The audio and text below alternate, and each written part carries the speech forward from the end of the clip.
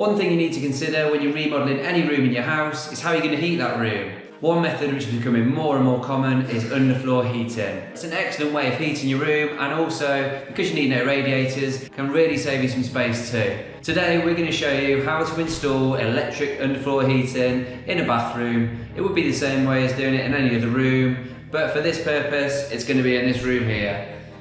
Keep watching and you'll see how.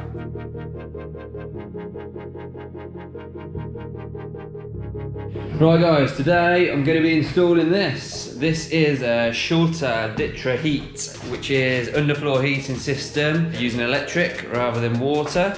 Perfect for areas like this, bathrooms, kitchens, anything like that where you're not able to get water in there, so electric is the only option. This will be the main primary source of heat for the bathroom. There is going to be a towel rail over there, but this will be the main source of heat. Because it's a tiled floor as well, it's going to be really nice to walk in here and actually have, warm tile underfoot. It's also going in the toilet area in here, so it'll be really nice, really effective as well. Yeah, so what I need to do, as you can see, I've dry cut all this, dry fitted it, and then what we'll do is I'll lift all these, get the floor primed. If you remember from the previous project series, I told you about priming using Primer G to make sure that you prime on any sort of plywood surface just to stop any delamination, because this stuff does need to be stuck down with adhesive. So I'll get it primed, get this all stuck down, and then we'll run in the cable. Cable is here, look. Yeah, so it's a 3-core cable with a special coating on it, so it's IP rated, so it can be used as, submersed in water, which hopefully it never will be anyway, but you need it there for the extra security. Yeah, so we'll get that all run in, and then the tiler can come then and tile straight over this. It's really good stuff. You don't need to screed over it or anything like that, which you would do if you were just running a normal cable down. So you just literally put the cable in between here and then just tile straight over the top.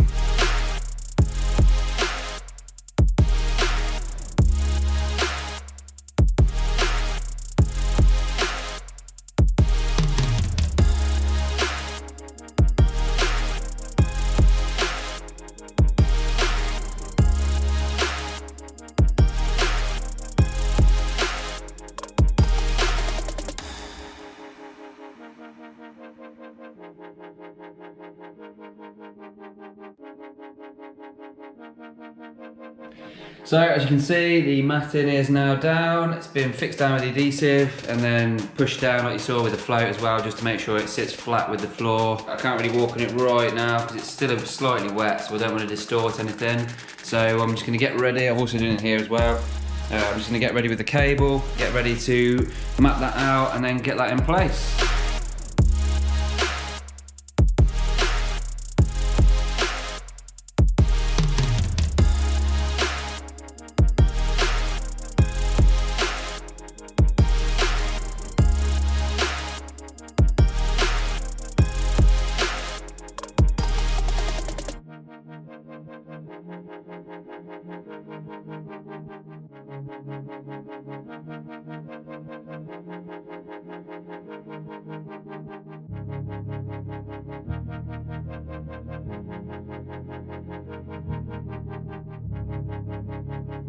So, as you can see, all the underfloor heating is now down. If you've noticed this lovely pattern that's down, it's like that for a reason.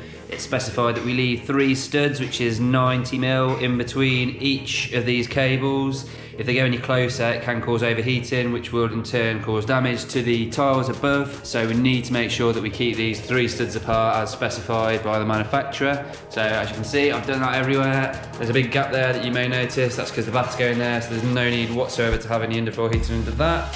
It is carried through into this area here, which will be the standoff area out of the shower. The shower drain is in as well, ready for the tiler, who will be here tomorrow, and then he'll get all this tiled. So now you've seen the processes involved in installing electric underfloor heating. After watching this video, you might think that you can do it yourself. But just a word of warning, if you do give it a go yourself, please ensure that it's checked over by a trained professional after you've finished. Any electrical work should also be undertaken by a fully qualified electrician, as obviously any electrical work can be dangerous. We wouldn't want you to cause any damage to yourself, your property, or anybody else. Hopefully you've enjoyed this little insight video. If you have, hit that like button, while you're there subscribe as well, and turn on your notifications so you'll be notified every time we release a new video. If you have any questions about this video or any other ones, leave some comments in the box and we'll get straight back to you. You've been watching Build with A&E. Take care, see you next time.